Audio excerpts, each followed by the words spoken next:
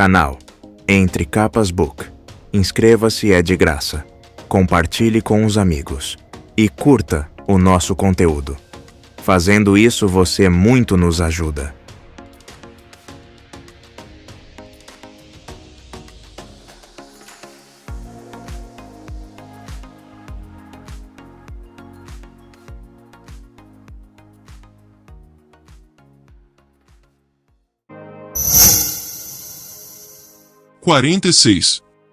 Patriotas. Quando Simo foi informado da chegada dos dançarinos de precipícios, uma consternação e um terror disfarçados, como é comum em tais casos, o dominou. Embora eles não fossem a mais exigente das ordens, seus movimentos graciosos e ágeis ocultavam uma letalidade que era, àquela altura, bastante renomada. Além disso, eles eram os mais articulados e refinados dos radiantes. De Palavras de Radiância, capítulo 20, página 12. Kaladin alcançou o fim da fila dos carregadores de pontes. Eles estavam em posição de sentido, lanças nos ombros, olhos à frente. A transformação era maravilhosa. Ele balançou a cabeça sob o céu que escurecia. Impressionante, disse ele a Piti, o sargento da ponte 17. Poucas vezes vi um pelotão de lanceiros tão bom. Era o tipo de mentira que comandantes aprendiam a dizer. Kaladin não mencionou como alguns dos carregadores ficavam se remexendo, ou como suas manobras em formação eram descuidadas. Eles estavam tentando. Dava para perceber pelas suas expressões sérias e pela maneira como haviam começado a se orgulhar dos seus uniformes, da sua identidade. Eles estavam prontos para patrulhar, pelo menos perto dos acampamentos de guerra. Kaladin fez uma anotação mental para que Teft começasse a levá-los em um rodízio com as outras duas equipes que estavam prontas. Estava orgulhoso deles e deixou que os homens soubessem disso enquanto as horas se esticavam e a noite chegava.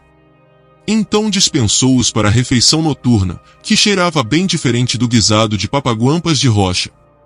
A ponte 17 considerava jantar coury de feijão parte da sua identidade. Individualidade através da escolha da refeição, a ideia divertiu Kaladin enquanto partia pela noite, com a lança no ombro. Ele tinha mais 3 equipes para inspecionar. A seguinte, a ponte 18, estava tendo problemas. Seu sargento, embora fosse dedicado, ainda não tinha a presença necessária para ser um bom oficial. Ou, bem, nenhum dos carregadores tinha presença. Aquele só era particularmente fraco. Com uma tendência a implorar em vez de ordenar, desajeitado em situações sociais. Mas a culpa não era só de Vete. Ele também receberá um grupo de homens particularmente antipático. Kaladin encontrou os soldados da 18 sentados em grupos isolados, comendo sua refeição noturna. Sem risadas, sem camaradagem. Eles não eram tão solitários quanto haviam sido como carregadores de pontes. Em vez disso, haviam se dividido em grupinhos que não se misturavam. O sargento Vete chamou-os à ordem e eles se levantaram preguiçosamente, sem se importar em formar uma linha reta ou fazer uma saudação. Kaladin via a verdade em seus olhos. O que poderia fazer com eles? Com certeza nada tão ruim quanto as vidas que haviam levado como carregadores.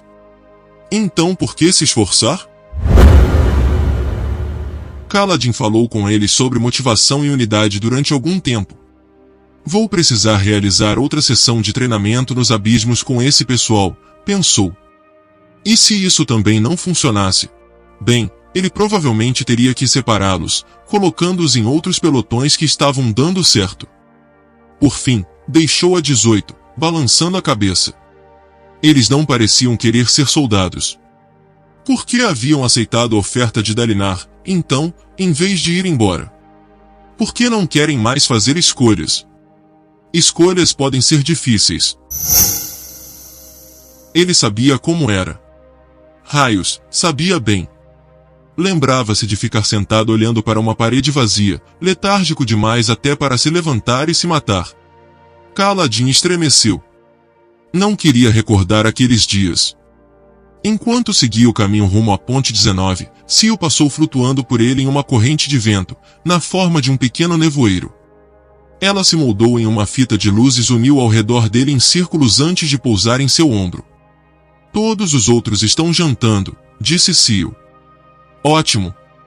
Isso não foi um relatório informativo, Kaladin. Foi uma crítica. Crítica? Ele parou no escuro perto da caserna da Ponte 19, cujos homens estavam indo bem, comendo em grupo ao redor do fogo. Você está trabalhando. Ainda. Preciso preparar esses homens. Ele virou a cabeça para ela. Você sabe que tem alguma coisa chegando. Aquelas contagens na parede. Você viu mais daqueles esprenos vermelhos? Vi. Pelo menos acho que sim. Pelo canto dos olhos, me vigiando. De vez em quando, mas sim. Tem alguma coisa chegando, disse Kaladin. Aquela contagem regressiva aponta direto para o pranto. Não sei o que vai acontecer, mas deixarei os carregadores prontos para resistir. Bem, não vai conseguir se cair morto de exaustão primeiro. Cio hesitou. Isso pode mesmo acontecer, certo? Ouvi Teft dizer que ia acontecer com ele. Teft gosta de exagerar. É a marca de um bom sargento. Cio franziu o senho. E essa última parte? Foi uma piada? Foi. Ah. Ela olhou nos olhos dele. Descanse mesmo assim, Kaladin. Por favor. Ele olhou para a caserna da Ponte 4. Estava distante, no fim das fileiras, mas ele pensava ouvir a risada de Rocha ecoando pela noite. Por fim, suspirou, reconhecendo sua exaustão. Podia conferir os 2 últimos pelotões no dia seguinte. Com a lança na mão, ele se virou e retornou. O cair da noite significava que ainda tinha mais umas 2 horas antes que os homens começassem a se recolher para dormir. Kaladin chegou e sentiu o aroma familiar do guisado de Rocha, embora fosse Robber. Sentado em um toco alto que os homens haviam feito para ele, com um cobertor sobre suas pernas cinzentas e inúteis, que estivesse servindo o jantar. Rocha estava ali perto, com os braços cruzados, parecendo orgulhoso. Renarin estava ali, pegando e lavando os pratos daqueles que haviam terminado. Ele fazia isso toda noite, se ajoelhando silenciosamente ao lado da bacia em seu uniforme de carregador de pontes. O rapaz certamente era dedicado. Ele não exibia qualquer traço do temperamento mimado do irmão. Embora houvesse insistido em se juntar a eles, ficava sentado afastado do grupo, atrás dos carregadores, à noite. Era um jovem bem estranho. Kaladin passou por Robber e apertou o ombro do homem, assentindo e olhando nos olhos ao erguer um punho. Continue lutando. Kaladin foi pegar um pouco de guisado, então parou. Sentados ali perto, em cima de um tronco, havia não um, mas 3 corpulentos erdasianos de braços musculosos. Todos usavam os uniformes da Ponte 4, e Kaladin só reconheceu o punho entre os 3. Kaladin encontrou Lopin ali perto, olhando para a própria mão, que por algum motivo ele mantinha erguida diante de si em um punho. Já fazia algum tempo que havia desistido de entender Lopin. 3? Perguntou Kaladin com severidade. Primos. Replicou Lopin, erguendo os olhos. Você tem primos demais. Isso é impossível. Rodi, Ruio, digam oi.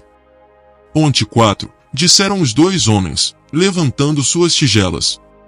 Kaladin balançou a cabeça, aceitando um pote de guisado e então passando pelo caldeirão até a área mais escura ao lado da caserna. Ele olhou para a sala de armazenamento e encontrou Shen empilhando sacos de grão de taleu, iluminado por uma única peça de diamante. Shen? Chamou Kaladin. O parchamano continuou a empilhar bolsas. Sentido! Ladrou Kaladin. Shen gelou, depois se levantou, as costas retas, em posição de sentido.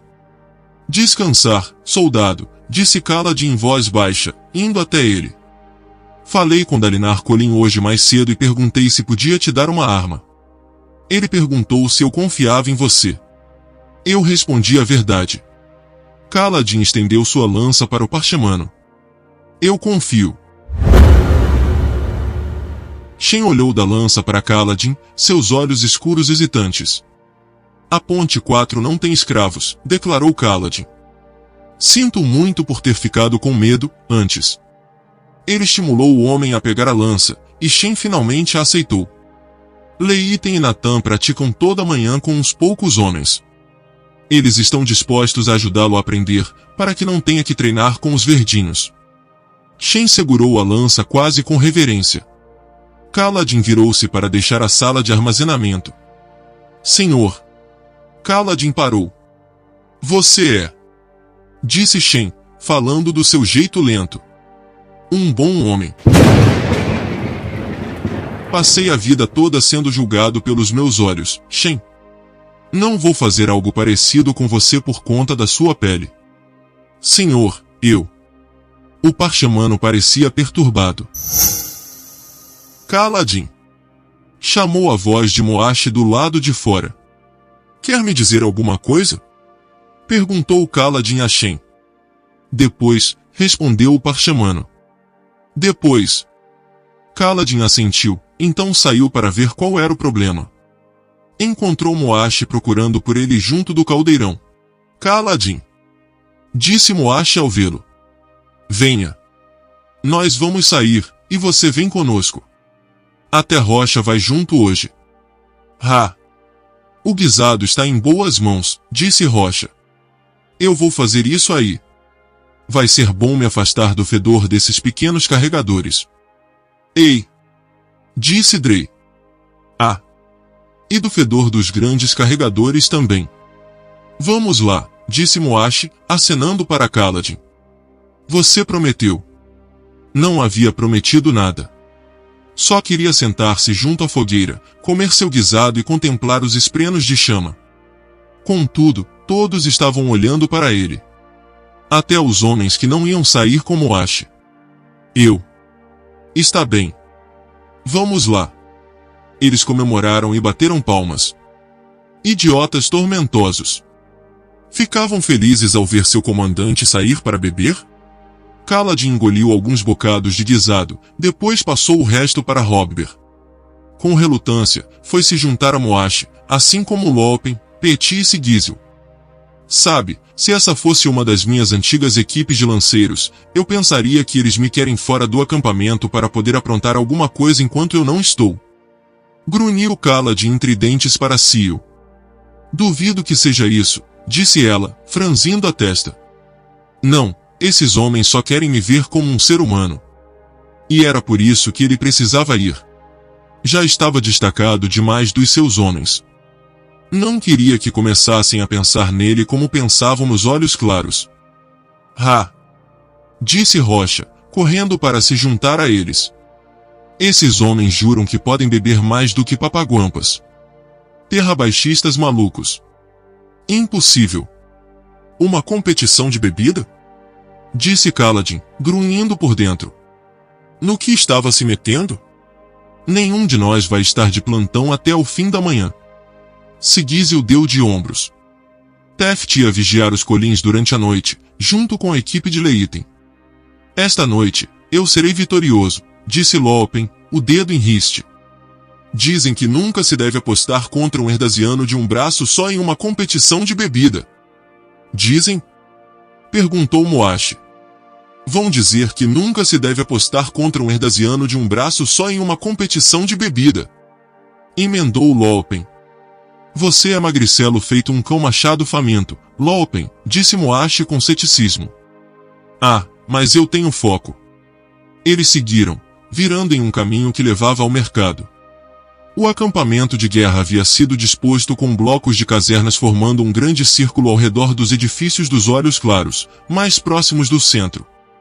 No caminho para o mercado, que ficava no perímetro externo dos seguidores de acampamento, para além dos soldados, passaram por várias outras casernas ocupadas por soldados comuns, e os homens ali estavam ocupados em tarefas que Kaladin raramente vira no exército de Sadeias.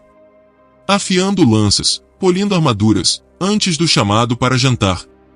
Mas os homens de Kaladin não eram os únicos que estavam de folga naquela noite. Outros grupos de soldados já haviam comido e andavam na direção do mercado, rindo. Eles estavam lentamente se recuperando da chacina que deixou o exército de Dalinar fragilizado. O mercado estava aceso e cheio de vida. Tochas e lanternas a óleo brilhavam da maioria dos edifícios. Kaladin não ficou surpreso. Um exército comum já tinha muitos seguidores de acampamento, isso falando de um exército em movimento. Ali, vendedores exibiam suas mercadorias. Pregoeiras vendiam notícias que alegavam ter chegado via telepena, relatando eventos no mundo. Que história era aquela sobre uma guerra em Jaqueved? E um novo imperador em Azir? Kaladin só possuía uma vaga ideia de onde ficava o lugar. Sigísio se aproximou para ouvir as notícias, pagando à pregoeira uma esfera enquanto Lopen e Rocha discutiam qual era a melhor taverna para visitar. Kaladin assistia ao fluxo de vida. Soldados passando em patrulha noturna. Um grupo de mulheres olhos escuros indo de um mercador de especiarias a outro. Uma mensageira olhos claros postando em uma placa datas e horas de grantormentas previstas, com o marido bocejando ali perto, parecendo entediado, como se houvesse sido forçado a acompanhá-la. O pranto chegaria em breve, o período de chuva constante sem grantormentas, a única pausa sendo o dia de luz, bem no meio. Era um ano par no ciclo de 1000 dias de 2 anos, o que significava que o pranto seria calmo dessa vez. Chega de discussão, disse Moashi para Rocha, Lopen e Petit. Vamos no chulei rabugento. Ha! Fez Rocha. Mas eles não têm cervejas papaguampas. Isso porque cervejas papaguampas derretem os dentes, replicou Moashi. Além do mais, é a minha vez de escolher. Petit assentiu alegremente. Aquela taverna também havia sido sua escolha. Sigísio voltou depois de ouvir as notícias, e aparentemente havia parado em outro lugar também, já que trazia algo fumegante envolto em papel. Não, você também? Grunhiu Kaladin. É bom, defendeu-se Sigísio, depois deu uma mordida na Choutá. Você nem sabe o que é. É claro que sei. Sigísio hesitou. Ei, Lopen. O que tem dentro disso aqui? Flandria, disse Lopen alegremente enquanto Rocha corria até o vendedor de rua para comprar Choutá também. E o que é isso? Perguntou Kaladin. Carne. Que tipo de carne? O tipo carnudo. Transmutação, disse Kaladin, olhando para Sigísio. Você comia alimentos transmutados toda noite quando era carregador de pontes, observou Sigísio, dando de ombros e mordendo a comida. Porque eu não tinha escolha. Olhe só. Ele está fritando aquele pão. A Flandria é frita também, disse Lopen. Faz bolinhas com ela, mistura com laves moída, bate frita, então enfia no pão frito e joga molho em cima. Ele emitiu um som de satisfação, lambendo os lábios. É mais barato do que água, observou Petit quando Rocha voltou. Provavelmente porque até o trigo é transmutado, respondeu Kaladin. Deve ter gosto de mofo. Rocha, estou desapontado. O papaguampas pareceu embaraçado, mas deu uma mordida. Sua Choutá estava crocante.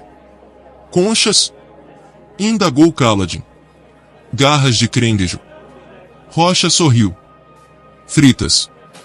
Kaladin suspirou, mas por fim retomaram o caminho através da multidão. Até alcançarem um edifício de madeira construído a sotavento de uma estrutura de pedra muito maior. Tudo ali era, naturalmente, organizado de modo que o máximo de portas possível apontasse na direção contrária à origem, ruas projetadas de modo a correrem de leste para oeste e fornecerem um caminho para os ventos soprarem.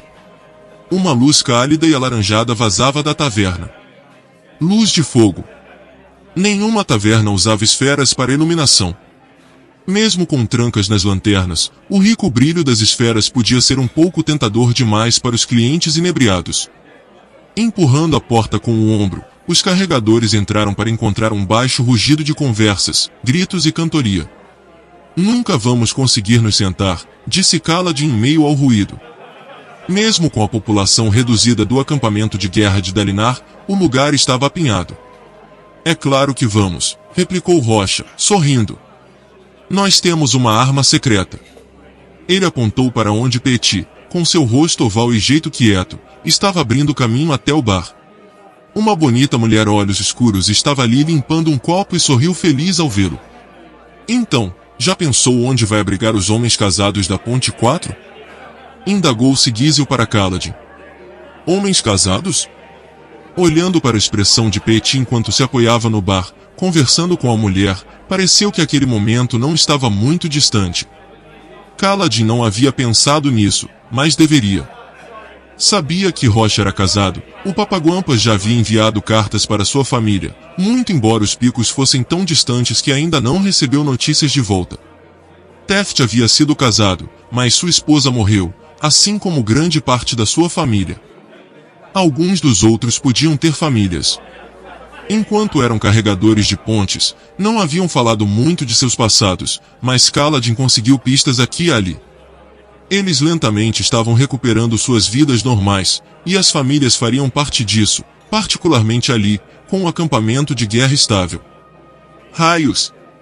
Disse Kaladin, levando uma mão à cabeça.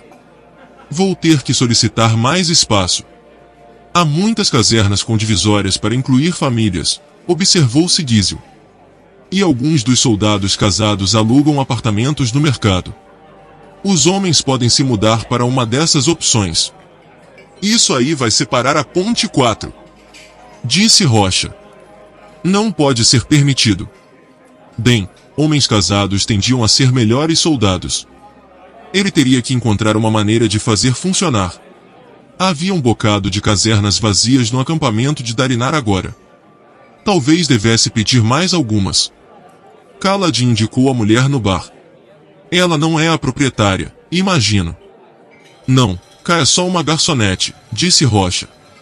Petit gosta bastante dela. Precisamos ver se ela sabe ler, comentou Kaladin, abrindo espaço para um cliente meio bêbado que saiu para a noite. Raios, seria bom ter alguém por perto para fazer isso. Em um exército normal, Kaladin seria um olhos claros, e sua esposa ou irmã serviria como escriba e escrivã do batalhão. Petit acenou para que se aproximassem, e K conduziu-os até uma mesa separada. Kaladin sentou-se com as costas para a parede, perto bastante da janela para olhar para fora se quisesse, mas de onde não viriam sua silhueta da rua. Teve pena da cadeira de Rocha quando o Papaguampas se acomodou. Rocha era o único na equipe alguns centímetros mais alto que Kaladin e tinha praticamente o dobro da largura. Cerveja Papaguampas? Pediu Rocha, esperançoso, olhando para cá. Ela derrete nossos copos. Cerveja comum? Cerveja comum, disse Rocha com um suspiro. Isso aí devia ser bebida para mulheres, não para homens Papaguampas. Pelo menos não é vinho. Distraído, Kaladin disse que beberia qualquer coisa. Aquele lugar não era realmente convidativo. Era barulhento, desagradável, cheio de fumaça e fedorento. Também era vivo. Risonho. Com fanfarronadas e gritos, canecas tilintando. Isso. Era para isso que algumas pessoas viviam. Um dia de trabalho honesto, seguido por uma noite na taverna com os amigos. Não era uma vida tão ruim. Está barulhento esta noite, observou Sigizio. É sempre barulhento, replicou Rocha. Mas esta noite talvez mais. O exército venceu uma investida de Plateau junto com o exército de Betab, disse Petit. Bom para eles.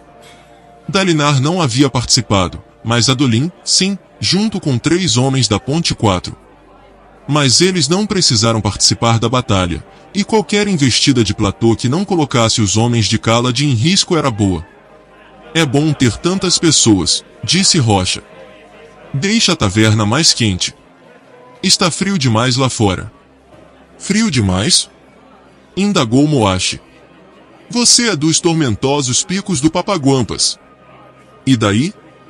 Perguntou Rocha, franzindo a testa. São montanhas. Tem que ser mais frio do que aqui. Rocha chegou a engasgar, uma divertida mistura de indignação e incredulidade colorindo de vermelho na sua pele clara de Papaguampas. Arde mais. É difícil para você pensar. Frio? Os picos dos Papaguampas são quentes. Maravilhosamente quentes. É mesmo? Perguntou Kaladin, cético. Podia ser uma das piadas de Rocha. Às vezes elas não faziam muito sentido para ninguém além do próprio Rocha. É verdade, disse Sigizio. Os picos são aquecidos por fontes quentes. Ah, mas não são fontes, disse Rocha, sacudindo um dedo para Sigísio. Essa é uma palavra de terra baixista. Os oceanos Papaguampas são águas da vida. Oceanos? Indagou Petit, franzindo a testa. Oceanos muito pequenos, respondeu Rocha. Um para cada pico. O topo de cada montanha forma um tipo de cratera, que é preenchida com um grande lago de água quente, explicou Sigísio.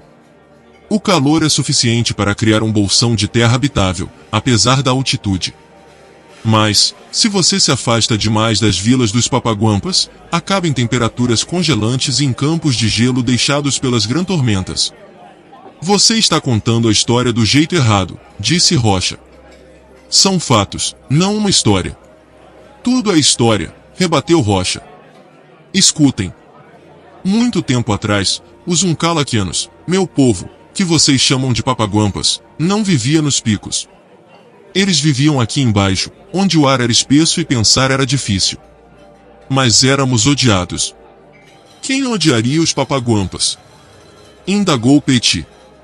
Todo mundo, replicou Rocha enquanto cá trazia as bebidas. Mais atenção especial. A maioria dos outros clientes precisava ir até o bar para pegar as bebidas. Rocha sorriu para ela e pegou sua grande caneca. É a primeira bebida. Lopen, está tentando me vencer? Já comecei, mancha, disse Lopen, levantando sua própria caneca, que não era tão grande. O Papaguampas grandalhão sorveu um gole da bebida, que deixou espuma no seu lábio. Todo mundo queria matar os Papaguampas, disse ele, batendo com o punho na mesa. Tinham medo de nós. Histórias dizem que somos bons demais em batalha. Então fomos caçados e quase destruídos. Se vocês eram tão bons em batalha, então como foram quase destruídos? Disse Moashi, apontando. Somos poucos, respondeu Rocha, levando orgulhosamente a mão ao peito. E vocês são muitos. Vocês estão por toda parte, aqui nas terras baixas. Um homem não pode dar um passo sem pisar em dedos aletianos. Assim, nós Uncalaquianos fomos quase destruídos. Mas nosso Tanaka-i é como um rei, só que mais. Foi até os deuses para implorar por ajuda. Deuses, disse Kaladin. Você quer dizer Esprenos? Ele procurou Cio, que havia escolhido um poleiro em uma viga acima, assistindo um casal de pequenos insetos escalando uma pilastra. Eles são deuses, disse Rocha, seguindo o olhar de Kaladin. Sim. Alguns deuses, porém, são mais poderosos do que os outros. O Tanaka-i procurou os mais fortes de todos. Ele foi primeiro até os deuses das árvores. Vocês podem nos esconder? Perguntou ele. Mas os deuses das árvores não podiam. Homens nos caçam também, disse ele. Se vocês se esconderem aqui, eles vão encontrar vocês e vão usá-los como lenha, como fazem conosco. Usar Papaguampas como lenha, disse Sigísio, em tom ameno. Quieto, replicou Rocha. Em seguida, Tanaka-i visitou deuses das águas. Podemos viver nas suas profundezas?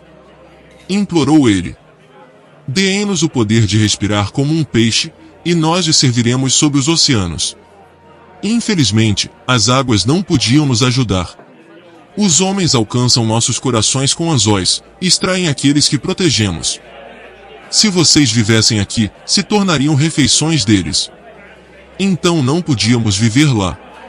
Por último, Tanaka-i, desesperado, visitou os mais poderosos dos deuses, os deuses das montanhas. Meu povo está morrendo, implorou ele.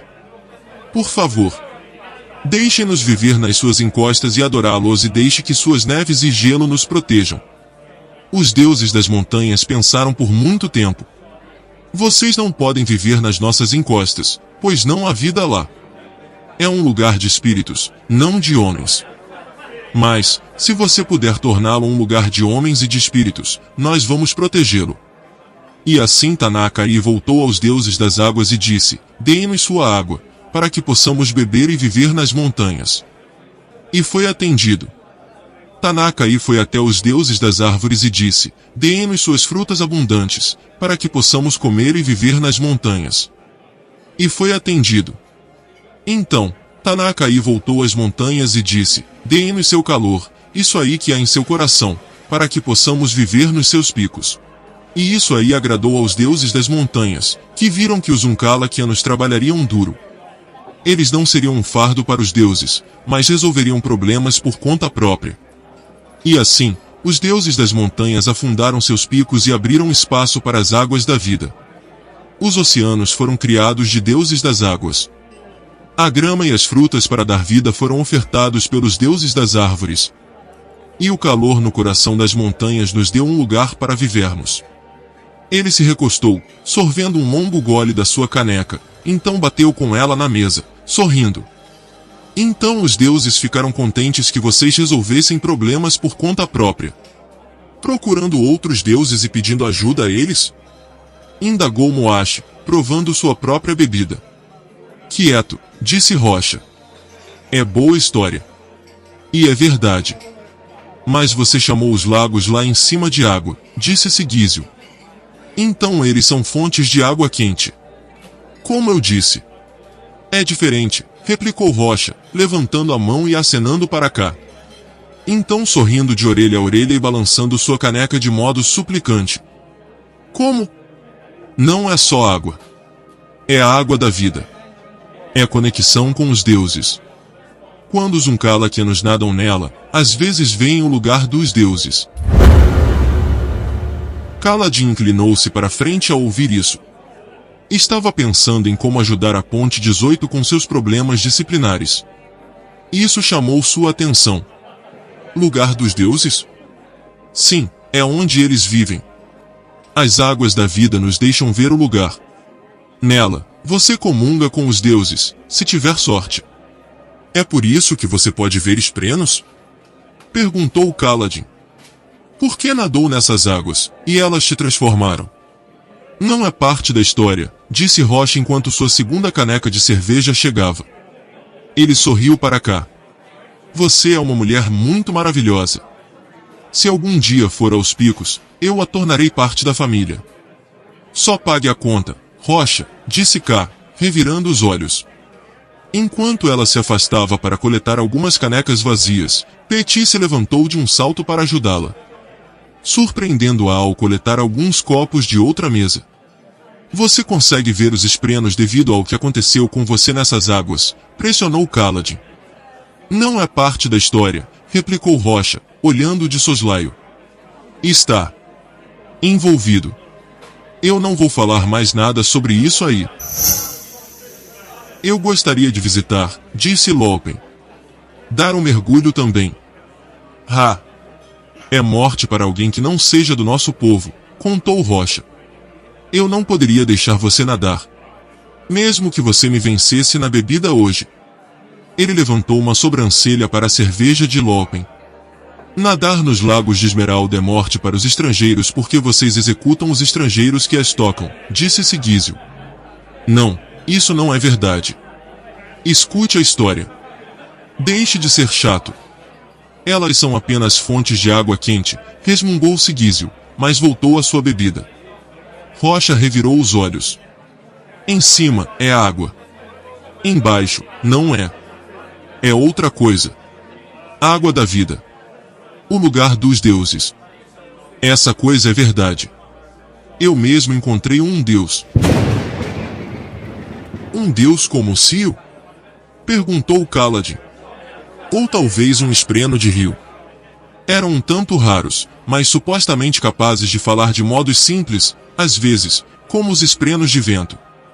Não, disse Rocha, se aproximando com ar conspiratório. Eu vi Lunua aqui. Ótimo, disse Muashi. Maravilhoso. Lunua aqui é um deus das viagens e da trapaça. Deus muito poderoso. Ele veio das profundezas do Oceano do Pico, do reino dos deuses. Como ele era? Perguntou Lopen, de olhos arregalados. Parecia uma pessoa, disse Rocha. Talvez aletiano, embora a pele fosse mais clara. Rosto muito anguloso. Bonito, talvez. Com cabelos brancos. Sigizio ergueu os olhos bruscamente. Cabelos brancos? Sim. Não grisalhos, como velho, mais brancos. Só que ele é jovem. Ele falou comigo na margem. Ha! Zombou da minha barba. Perguntou qual era o ano, pelo calendário dos papaguampas. Achou meu nome engraçado. Deus muito poderoso. Você ficou com medo? Perguntou o Lopen. Não, é claro que não. Lunuanaki não pode machucar um homem. É proibido pelos outros deuses. Todo mundo sabe disso. Rocha bebeu o resto da sua segunda caneca e levantou-a no ar, sorrindo e balançando-a para cá de novo quando ela passou. Lopen apressadamente bebeu o resto da sua primeira caneca. Sigizio parecia perturbado, e só havia bebido metade da sua cerveja. Ele ficou encarando, porém, quando Moashi perguntou qual era o problema, Sigizio deu a desculpa de estar cansado. Kaladin finalmente provou sua bebida. Cerveja de Laves, espumosa, levemente doce. Ela o lembrava de casa, embora só houvesse começado a bebê-la no exército. Os outros haviam passado para uma conversa sobre investidas de platô.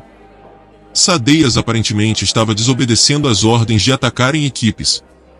Tinha partido em uma investida sozinho há algum tempo, capturando a gema coração antes que qualquer outra pessoa chegasse, para então jogá-la fora como se nada fosse. Alguns dias atrás, contudo, Sadeias e o grão-príncipe Rutar haviam participado de outra investida juntos, uma em que não deveriam ter ido. Eles alegaram que não conseguiram pegar a gema coração, mas era sabido que haviam vencido e escondido o butim. Esses tapas escancarados na cara de Dalinar eram o burburinho nos acampamentos de guerra. Ainda mais porque Sadeias parecia indignado por não ter a permissão de colocar investigadores no acampamento de guerra de Dalinar para procurar fatos importantes que afirmava estarem relacionados com a segurança do rei. Era tudo um jogo para ele. Alguém precisa acabar com Sadeias, pensou Kaladin, bebericando a cerveja, saboreando o líquido frio na boca. Ele é tão ruim quanto Amaran, tentou matar a mim e aos meus repetidamente. Eu não tenho razão, ou mesmo o direito de devolver o favor. Kaladin estava aprendendo a fazer o que o assassino fazia, correr por paredes, talvez alcançar janelas consideradas inacessíveis. Podia visitar o acampamento de Sadeias à noite. Brilhando, violento. Kaladin podia fazer justiça nesse mundo. Suas entranhas diziam-lhe que havia algo errado naquele raciocínio. Mas ele estava com dificuldades de justificar isso logicamente. Bebeu um pouco mais e olhou ao redor do salão, notando novamente como todos pareciam relaxados. Aquela era a vida deles. Trabalho, depois diversão. E bastava. Não para ele, precisava de algo mais. Pegou uma esfera brilhante, só uma peça de diamante, e começou a rolá-la distraidamente sobre a mesa. Depois de cerca de 1 hora de conversa, com participação esporádica de Kaladin, Moashi cutucou. Está pronto? Sussurrou ele. Pronto? Kaladin franziu o senho. Sim. A reunião é na sala dos fundos. Eu vi quando eles entraram há algum tempo. Estão esperando. Quem? Ele deixou a frase morrer ao compreender o que Moashi pretendia. Kaladin disse que se encontraria com os amigos dele, os homens que desejavam matar o rei. Sentiu um arrepio, o ar subitamente parecendo frio. Foi por isso que você me chamou para vir hoje? Foi, disse Moashi. Pensei que você tinha entendido. Vamos. Kaladin olhou para sua caneca de cerveja marrom amarelada. Finalmente, bebeu o resto e se levantou. Precisava saber quem eram aqueles homens. Seu dever exigia. Moashi pediu licença, dizendo que notara um velho amigo e queria apresentá-lo a Kaladin. Rocha, que não parecia nem um pouco bêbado, riu e acenou para que fossem em frente. Ele estava na 6ª caneca? 7ª. Lopen já estava tonto depois da 3ª. Sigizio mal havia terminado a 2ª, e não parecia inclinado a continuar. A competição já era, pensou Kaladin, deixando Moashi guiá-lo. O lugar ainda estava movimentado, embora não tão apinhado quanto antes. Escondido na parte de trás da taverna havia um corredor com salas de jantar particulares, do tipo usado por mercadores ricos que não queriam se expor à vulgaridade do salão comum. Um homem de pele escura descansava do lado de fora de uma delas. Poderia ser parte azistiano, ou só um aletiano muito bronzeado. Portava facas muito longas no seu cinto, mas não disse nada quando Muash abriu a porta. Kaladin. A voz de Sil. Onde ela estava? Invisível, aparentemente, até para os seus olhos. Ela já havia feito isso antes? Tome cuidado. Ele adentrou a sala com Muash. 3 homens e uma mulher bebiam vinho na mesa lá dentro. Outro guarda estava nos fundos, envolto em um manto, com uma espada na cintura e a cabeça baixa, como se mal estivesse prestando atenção. 2 das pessoas sentadas, incluindo a mulher, eram olhos claros. Kaladin devia ter imaginado, considerando que havia uma espada fractal envolvida, mas mesmo assim hesitou. O homem olhos claros se levantou imediatamente. Era talvez um pouco mais velho que Adolin e tinha cabelos aletianos pretos como piche muito bem penteados. Vestia um casaco aberto e uma camisa preta de aparência cara por baixo, bordada com vinhas brancas entre os botões e um plastrão no pescoço. Então esse é o famoso Kaladin! Exclamou o homem, dando um passo à frente e estendendo a mão para apertar a dele. Raios, mas é um prazer conhecê-lo.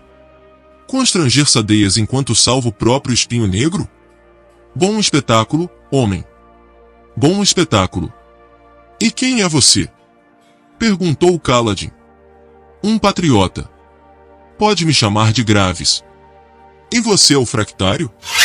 Direto ao ponto, não é? Retrucou Graves, gesticulando para que Kaladin se sentasse à mesa. Muash sentou-se imediatamente, saudando com a cabeça o outro homem à mesa. Eram olhos escuros com cabelo curto e olhos fundos. Mercenário, adivinhou Kaladin, notando os trajes de couro pesado que usava e o machado ao lado da cadeira. Graves continuou a gesticular, mas Kaladin demorou-se, inspecionando a jovem à mesa. Ela estava sentada de modo empertigado e bebericava a taça de vinho que segurava com as mãos, uma delas coberta pela manga abotoada. Bonita, com lábios vermelhos franzidos. Ela usava o cabelo preso em um coque com vários ornamentos metálicos. Eu reconheço você, disse Kaladin. Uma das escrivãs de Dalinar. Ela o encarou cuidadosamente, embora tentasse parecer relaxada. Danlan faz parte do séquito do Grão-Príncipe, disse Graves. Por favor, Kaladin. Sente-se. Beba um pouco de vinho. Kaladin sentou-se, mas não se serviu de bebida. Vocês estão tentando matar o rei. Ele é direto, não é? Perguntou Graves a Muash. Eficiente, também disse Muash. É por isso que gostamos dele. Graves voltou-se para Kaladin. Nós somos patriotas, como disse antes. Patriotas de Aletikar. A Aletikar que poderia existir. Patriotas que desejam assassinar o governante do reino? Graves inclinou-se para a frente, apoiando as mãos na mesa. Perdeu um pouco do humor, o que era bom. Ele estava se esforçando demais, de qualquer modo. Muito bem, sejamos claros. Elhokar é um rei tremendamente ruim. Já deve ter notado. Não é meu papel julgar o rei. Ora, por favor. Está me dizendo que nunca viu como ele age? Mimado, petulante, paranoico. Briga em vez de consultar, faz exigências infantis em vez de liderar. Ele está arrasando com o reino. Você tem ideia dos tipos de leis que ele criou antes que Dalinar o colocasse sob controle? Indagou Danlan. Passei os últimos 3 anos em Kholinar ajudando as escrivãs de lá a entender a bagunça que ele fez nos códigos reais. Houve uma época em que ele assinava praticamente qualquer coisa como lei, sob o estímulo certo. Ele é incompetente, disse o mercenário olhos escuros, cujo nome Kaladin não sabia. Faz com que bons homens acabem mortos. Deixa aquele bastardo, Sadeias, se safar de alta traição. Então vocês tentam assassiná-lo? Questionou Kaladin. Graves o encarou. Sim. Se um rei está destruindo seu país, não é o direito, o dever do povo cuidar para que seja removido? Disse o mercenário. Se ele fosse removido, o que aconteceria? Interveio Muash. Pense nisso, Kaladin. Dalinar provavelmente tomaria o trono, respondeu Kaladin. Elhokar tinha um filho em Kholinar, uma criança, com poucos anos de idade. Mesmo que Dalinar apenas se proclamasse regente em nome do herdeiro de direito, ele reinaria. O reino ficaria muito melhor com ele na liderança, disse Graves. Ele praticamente já governa, de qualquer modo, replicou Kaladin. Não, contestou Danlan. Dalinar se contém. Ele sabe que devia tomar o trono, mas hesita pelo amor que tem pelo irmão morto. Os outros grão-príncipes interpretam isso como fraqueza. Precisamos do espinho negro, disse Graves, batendo na mesa. Senão, esse reino vai desabar. A morte de Elhokar levaria Dalinar a agir. Precisamos conseguir de volta o homem que tínhamos há 20 anos, o homem que unificou os grão-príncipes em primeiro lugar. Mesmo que esse homem não volte por inteiro, certamente não ficaremos pior do que estamos agora, acrescentou o mercenário. Então, sim, disse Graves para Kaladin. Somos assassinos. Matadores ou pretensos matadores. Não queremos um golpe, não queremos matar guardas inocentes. Só queremos remover o rei. Discretamente. Em um acidente, de preferência. Danlan fez uma careta, então tomou um gole de vinho. Infelizmente, não fomos muito eficazes até agora. E foi por isso que eu quis me encontrar com você, disse Graves. Você espera que eu o ajude? Perguntou Kaladin. Graves ergueu as mãos. Pense no assunto. É tudo que peço. Pense nas ações do rei, veja o que ele faz. E se pergunte, quanto tempo mais o reino vai durar com esse homem no poder? O espinho negro precisa tomar o trono, disse Danlan em voz baixa. Isso vai acontecer em algum momento. Queremos ajudá-lo nisso, para o próprio bem dele.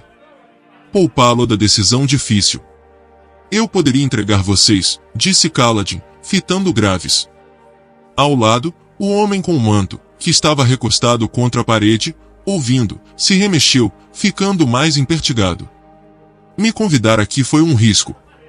Muashi disse que você foi treinado como cirurgião, disse Graves, que não parecia nem um pouco preocupado.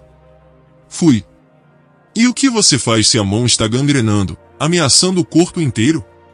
Você aguarda, na esperança de que ela melhore, ou você toma uma atitude? Kaladin não respondeu. Você controla a guarda do rei agora, Kaladin. Nós vamos precisar de uma abertura para atacar, uma hora em que nenhum guarda seja ferido.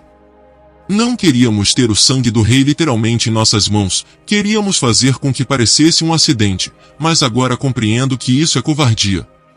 Eu mesmo vou cometer o ato. Tudo o que preciso é de uma abertura, e o sofrimento de Aletikar chegará ao fim. Assim será melhor para o rei, disse Danlan. Ele está morrendo aos poucos naquele trono, como um homem se afogando longe da costa. É melhor acabar logo com isso. Kaladin se levantou. Muashi o imitou, hesitante. Graves olhou para Kaladin. Vou pensar. Ótimo, ótimo, disse Graves. Pode entrar em contato conosco através de Muashi. Seja o cirurgião de que este reino precisa. Vamos, disse Kaladin a Muashi. Os outros devem estar se perguntando onde nos metemos. Ele saiu da sala. Muashi o seguindo depois de algumas despedidas apressadas. Na verdade, esperava que um deles tentasse detê-lo. Eles não se preocupavam de serem denunciados, como havia ameaçado. Ninguém o impediu de sair. De volta ao barulhento salão comum. Raios, queria que os argumentos deles não fossem tão bons. Como você os conheceu? Perguntou Kaladin quando Muashi correu para alcançá-lo. Riu. O sujeito que estava sentado à mesa, trabalhava de mercenário em uma das caravanas onde servia antes de acabar nas equipes de ponte. Ele me procurou quando nos livramos da escravidão. Muashi pegou Kaladin pelo braço, detendo-o antes que voltassem à mesa. Eles têm razão. Você sabe que tem, Cal. Posso ver na sua cara. Eles são traidores. Não quero me envolver com eles. Você disse que ia pensar. Eu disse isso para que eles me deixassem sair, respondeu Kaladin baixinho. Nós temos um dever, Moashi. É maior do que o dever para com o próprio país? Você não se importa com o país, retrucou Kaladin. Só quer se vingar. Tudo bem, certo. Mas, Kaladin, você reparou? Graves trata todos os homens da mesma maneira, não importa a cor dos olhos.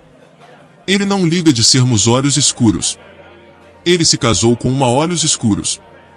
É mesmo? Já ouviu falar de olhos escuros ricos se casando com olhos claros de baixo escalão, mas nunca alguém de um dan tão alto quanto um fractário. É. Um dos filhos dele é até mesmo um olho único. Graves não dá uma tormenta para o que outras pessoas pensam dele. Ele faz o que é certo. E, nesse caso, é. Moashi olhou ao redor. Estavam agora cercados de gente. É o que ele disse. Alguém tem que agir. Não fale mais desse assunto comigo, disse Kaladin, soltando seu braço e caminhando de volta à mesa. E não volte a se encontrar com eles. Kaladin tornou a se sentar e Moashi se esgueirou de volta ao seu lugar, irritado. Kaladin tentou voltar a conversa com Rocha e Lopen, mas simplesmente não conseguiu.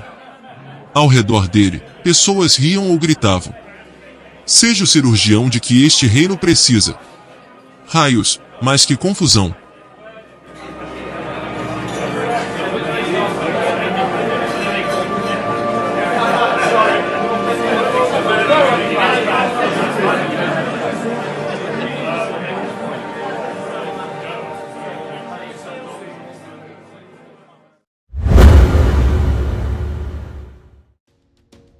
Canal Entre Capas Book. Inscreva-se, é de graça. Compartilhe com os amigos. E curta o nosso conteúdo.